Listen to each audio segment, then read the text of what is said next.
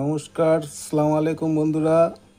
আপনারা দেখছেন pure standard স্টিলের যে হুক কাটাগুলো আমি দেখিয়েছিলাম আগে, সেই হুকগুলো দিয়ে আপনার জানেন সব 3 কাটার অ্যাঙ্কার হয়। এটা দেখেন পিওর 4 কাটার অ্যাঙ্কার।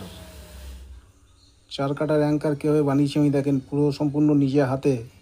এখানে মাছের আধারটা দেওয়া হবে এইভাবে, উপরে আধারটা থাকবে উপরে।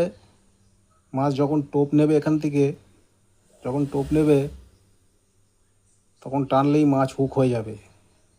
মাছ যে অ্যাঙ্গেলেই থাকুক না কেন, এর হচ্ছে চারদিকেই 4 কাটার অ্যাঙ্কার।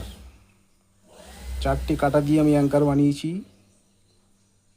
আপনারা চাইলেও এরকম অ্যাঙ্কার বানাতে পারেন এবং খুবই ভালো রেজাল্ট, খুব সুন্দর। মাছ এখান থেকে বেঁচে ফেরার কোনো রাস্তা নেই।